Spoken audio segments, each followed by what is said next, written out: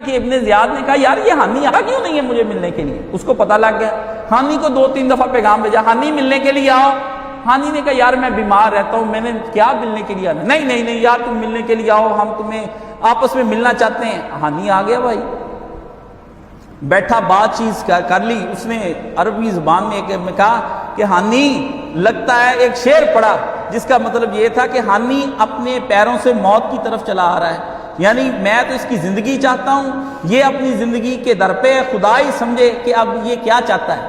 شعر ایسا پڑھا نا ابن زیاد نے، ہانی بات کو سمجھ گیا ابھی کوئی کام خراب ہو گیا۔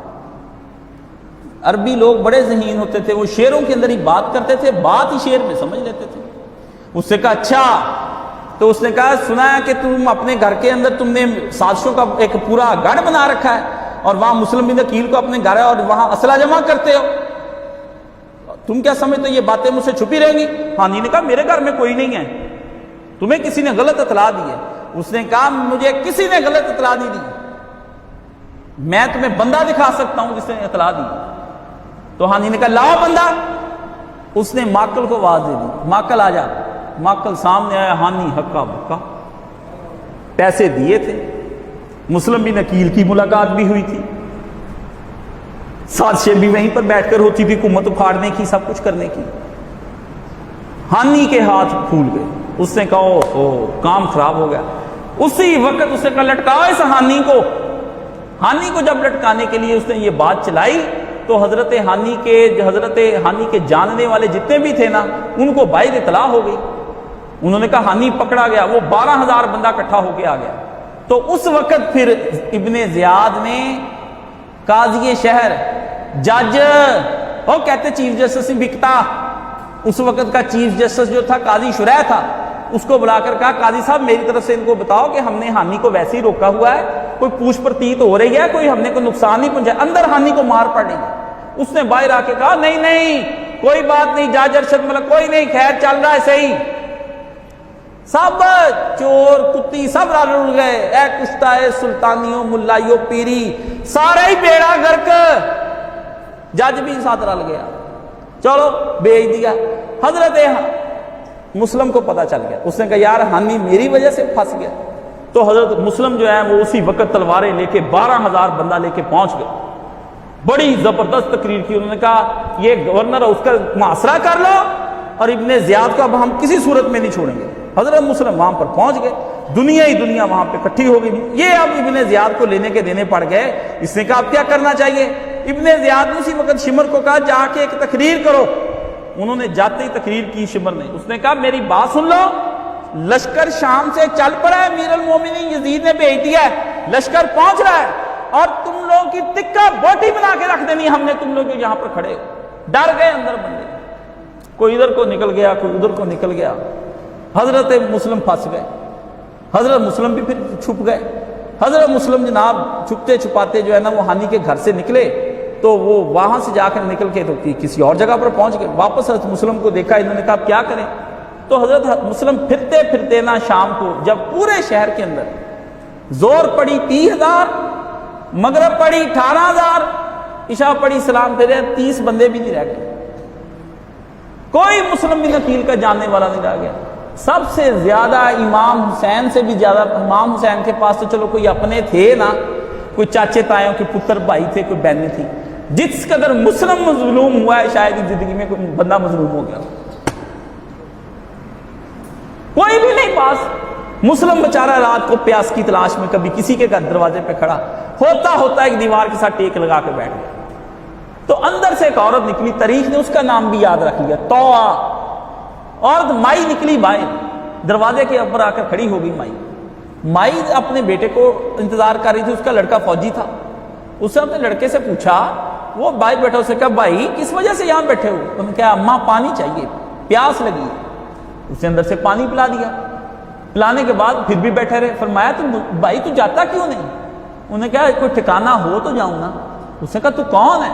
اس نے کہا میں مسلم بن عقیل ہوں جو امام حسین کا نمائندہ ہوں۔ اس کو پتا تھا شہر کے اندر ساری فضا تھی۔ اس نے کہا ہو تو اہل بیت رسول میں سے اور میرے دروازے پر بیٹھا ہوا ہے، چھوڑ، جب قسمتیں بلندی پر چلی جاتی، جب مرد ہار جائے نا تو بوڑھی عورتیں پھر آگے بعض اوقات آ جاتی، وہ کہتی آپ پتر میرے ساتھ گھر میں رہ، اپنے ایک کمرے کے اندر ہی حضرت مسلم بن عقیل کو وہاں پہ بند کر دیا، اس نے کہا تو یہاں پہ رہ، میں کسی کو نہیں بتانے دوں۔ بس بدقسمتی یہ کہ رات کو حضرت مسلم بن عقیل جو ہے نا وہ ان کے کمرے میں ایک دفعہ اماں کو جاتے آتے لڑکا آ گیا شام کو واپس، وہ کہتا کہ ماں ابن زیاد نے کہا جو مسلم بن عقیل کو لے کر آئے گا نا اس بندے کو میں نے بڑا پیسہ دینا ہے، انعام دینے اس کو بڑے۔ تو لڑکا نے رات کو دیکھا کہ اماں کمرے میں 2-3 دفعہ پوچھنے کے لیے آتی جاتی ہے، جب 2-3 دفعہ جاتے آتے دیکھا تو وہاں اس نے دیکھا اماں اندر کون ہے، اس نے کہا بیٹا مسلم بن عقیل آیا ہوا ہے، وہ اس طرح بیچارہ پریشان تھا میں نے اس کو گھر میں پناہ دے دی۔ لڑکے نے ماں سے تو کچھ نہ کہا، اندر لالچ جگمگا تھا، اسی وقت اس نے جا کر کے ابن زیاد کو بھیجا۔ لڑکا صبح ہوا تھوڑی دیر کے اندر ہی اندر اس نے دیکھا، وہ جا کر کے توآ کے گھر آ گئے، وہاں پہ جنگ شروع ہو گئی، زیاد نے کہا بھی پکڑ کے لے کر آؤ مسلم کو، بہرحال حضرت مسلم کو پکڑ لیا انہوں نے وہاں پر آ کے۔ حضرت مسلم نے بڑی جنگ کی لیکن ان لوگوں نے حضرت مسلم ہاتھ نہیں آتے تھے، اخیر حضرت مسلم کو کہنے لگے ہم آپ کو امان دیتے ہیں، آپ کو کوئی بندہ کچھ نہیں کہے گا، اس لیے آپ محمد بن اشعث نے کہا کہ آپ تلوار نہ چلائیں، میں محمد بن اشعث ایک آدمی تھا، اس نے کہا آپ تلوار نہ چلائیں، کمانڈر کا نام تھا، میں آپ کو کسی صورت میں بھی قتل نہیں ہونے دوں گا۔ بالکل آپ نے فرمایا نہیں میں قتل ہو جاؤں گا، میں اپنی آزادی کی زندگی مر جانا چاہتا ہوں، میں موت قبول کر لوں گا پر میں تمہارے ہاتھ نہیں آؤں گا۔ تو اس نے کہا کہ نہیں میں آپ کو نہ امان دیتا ہوں، لیکن وہیں پر ایک بندہ عمر بن عبید اللہ بھی تھا، اس نے کہا یہ امان دیتا ہے میں نہیں دیتا۔ امام مسلم نے تلوار پھینک دی، فرمایا چلو پھر جا کے ابن زیاد سے بات کر لیتے۔ انہوں نے امام کو تلوار اپنی رکھی نیام کے اندر، بس نیام کے اندر رکھی، انہوں نے پکڑ کے گھوڑے پہ بٹھایا، گھوڑے پر بیٹھتے وہ عمر بن مسلم جو تھا نا اسے فوری طور پر تلوار کھینچ لی۔ یہ بات اس طرح کی چیزیں بڑی نوٹ کی جاتی تھی، جس وقت انہوں نے تلوار کھینچی نا امام مسلم نے کہا پہلی غداری، تم لوگوں نے تو کہا تھا تمہیں ہم امان دیں گے، یہ تم نے میرے ساتھ کیا کیا، میرا ہتھیار ہی چھین لیا جس سے میں نے اپنی حفاظت کرنی تھی۔ لے گئے جی یزید کے عبید اللہ ابن زیاد کے دربار میں، وہاں پر دنیا اکٹھی ہو گئی، مسلم بن عقیل جو ہیں وہ وہاں پر آ گئے، سارے لوگ وہاں پہ اکٹھے ہو گئے، آ گیا پھر اس نے جو وہاں پر کھڑے کہا اس نے کہا آگے، حضرت مسلم رو پڑے نا گھوڑے پر چڑھتے ہوئے، تو لوگوں نے کہا اتنا دلیر آدمی رو پڑا ہے، اس نے کہا رویا اس لیے نہیں ہوں کہ میں پکڑا گیا ہوں، رویا اس لیے ہوں کہ میں نے حسین کو خط لکھ دیا کہ آ جا وہاں پر۔ اب میں سوچتا ہوں بھی میرا خط وہاں پر پہنچا ہوگا تو میں نے تو حسین کو جو اطلاع دی وہ تو ڈس انفارمیشن ہو گئی، امام حسین کو تو پتہ ہی نہیں چلے گا کہ وہاں پر کیا حالات ہیں۔ تو اس نے کہا یہ بڑا ظلم ہوا یار، میں تو خط لکھ دیا، امام حسین میرے خط کے بھروسے پر کوفہ تشریف لا رہے۔ تو اس نے کہا کیا کریں، انہوں نے کہا مجھے پتہ ہے میں مار دیا جاؤں گا۔ بارکیف وہاں پر پہنچے، ابن اشعث نے کہا اس سے ابن زیاد سے کہ میں نے اس کو پناہ دے دی، اس نے کہا چل تو کون ہوتا ہے پناہ دینے والا، میرے سامنے خاموش رہ، اور اسی وقت اس نے لوگوں کو اکٹھا کر لیا۔ امام مسلم نے ان سے کہا مجھے پانی پلاؤ، تو ایک نے پانی دینے سے انکار کر دیا، پانی کو پرانا ہی نہیں دے رہے یہ سارے لوگ، کہتے نہیں۔ ایک نے پانی دیا، آپ نے پیالہ منہ کو لگایا تو دانت دو تھے نا جنگ کرتے کرتے ٹوٹ گئے، اور وہ دانت جو ٹوٹ کے پیالے میں گر گئے اور خون اس میں بھر گیا پیالے سے۔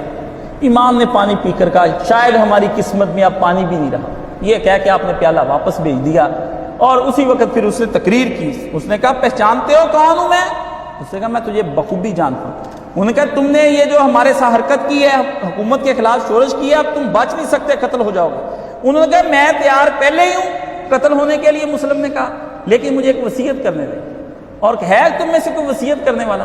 تو عمر ابن سعد نظر آیا، یہ حکومت کا عمر ابن سعد دیکھ لیں، یہی امام حسین کو قتل کرنے والا ہے، اور صحابی رسول حضرت سعد بن ابی وقاص کا بیٹا ہے، جنتی صحابی کا بیٹا۔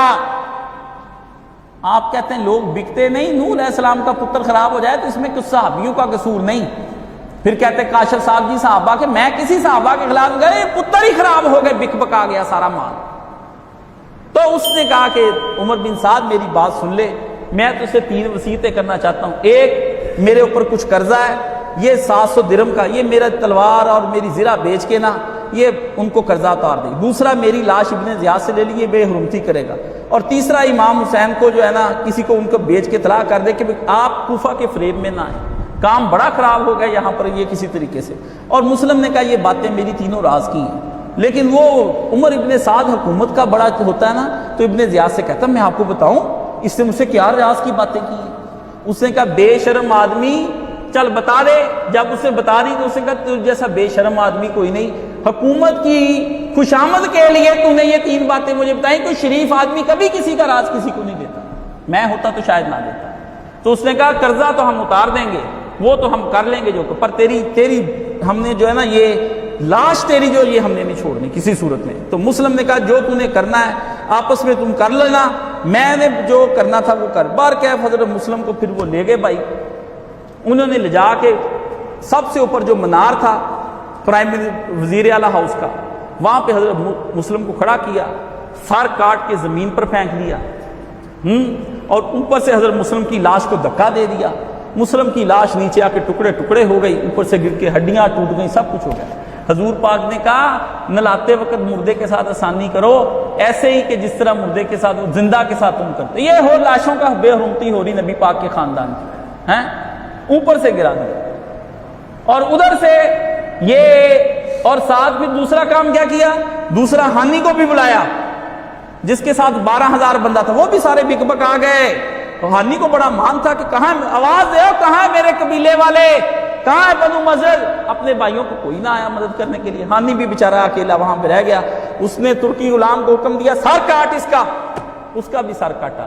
دونوں سر کاٹ کے حضرت ہانی کا اور حضرت مسلم کا یزید بن معاویہ کو وہاں بھجوایا. یہ کنجر کہتے ہیں کہ یزید کو پتہ ہی کچھ نہیں تھا,